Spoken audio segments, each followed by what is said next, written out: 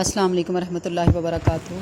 आज इस मौजू पे मैं आपसे बात शेयर करूँगी, वो साफ़ दिली है और जिससे आपको जन्नत का परवाना मिलेगा। और ये वो एक ऐसे रिश्ते हैं जिसमें हम लोग बंधे हुए हैं कि जिनके बगैर हमारा गुजारा नहीं है। रोज़मर्रा की रूटीन में हम अपनी फैमिली से सेपरेट नहीं हो सकते। उनमें कज़न्स हैं, रिश्तेदार हैं, नेबर्स हैं, लेकिन अगर हम उनको जिनसे मिलना हमारी मजबूरी है। क़त्ल तअल्लुक़ आपको पता है कि अल्लाह ताला ने हराम करार दी है। और आप इज़्ज़त बढ़ाना चाहते हैं, अपनी ज़िंदगी बढ़ाना चाहते हैं, अपनी रिस्क में बरकत चाहते हैं, तो वो अल्लाह ताला का यही हुक्म है कि अपने अजीज़ों से, अपने जो कारब आपके रिश्तेदारों से क़त्ल तअल्लुक़ हराम है। आप उनके बगैर कुछ भी नहीं है। अगर आपका बाज़ का तो वो हमें ऐसा धोखा देते हैं, उसके बावजूद भी हमें मिलना पड़ता है। आपके अजीज़ हैं, बहुत करीबी, ये रिश्ते ऐसे हैं कि इनके बगैर हमारा गुजारा नहीं है। वक्ती तौर पर तो हम छोड़ देते हैं, लेकिन ये अल्लाह का हुक्म है कि अगर आप अपनी इज़्ज़त, अपने रिज़्क़ में और अपनी उम्र में बरकत चाहते हैं तो इन रिश्तों से आप कभी भी क़त्ल तअल्लुक़ ना करें।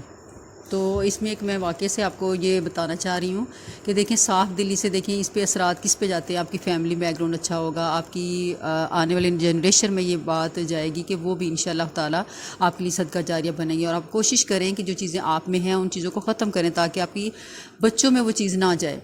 हज़रत अनस बिन मालिक रज़ियल्लाहु तआला अन्हु बयान करते हैं कि हमने रसूलुल्लाह सल्लल्लाहु अलैहि वसल्लम के साथ एक दिन बैठे हुए थे, तो आप सल्लल्लाहु अलैहि वसल्लम ने फरमाया, अभी तुम्हारे पास एक ऐसा आदमी आएगा जो अहले जन्नत में से हैं। थोड़ी ही देर में एक अंसारी सहाबी दाखिल हुए। उनकी दाढ़ी से वज़ू के कतरे टपक रहे थे और वो अपने दाएं हाथ में जूते पकड़े हुए थे। अगले दिन फिर वही नबी के वसल्लम ने बात दोहराई और पहले दिन की तरह वही साहब आए। तीसरे दिन भी ऐसा ही हुआ कि नबी के वसल्लम ने वही बात दोहराई और फिर वही साहबी आए।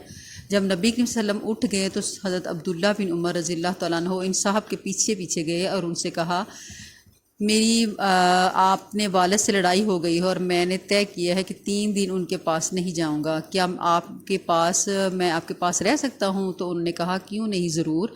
हज़रत अब्दुल्ला बिन उमर रज़ियल्लाहु तआला अन्हु फरमाते हैं कि ने बताया कि वो उन साहब के साथ साथ 3 रात गुजारने चले गए।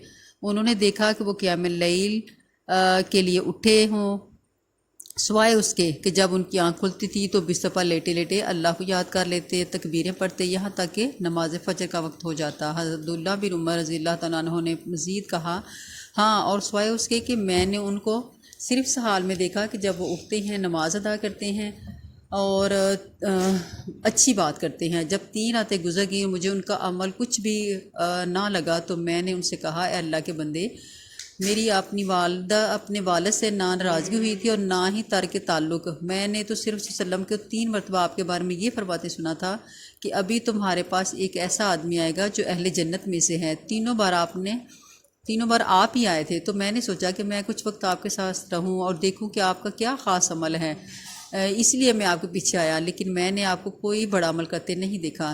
आप बताइए कि वो क्या चीज़ है जिसने आपको इस मुकाम पर पहुँचाया कि रसूलुल्लाह सल्लल्लाहु अलैहि वसल्लम ने बयान फरमाया कि वो जन्नती हैं। तो उन्होंने कहा, जो कुछ तुमने देखा उसके अलावा तो मैं कुछ भी नहीं करता।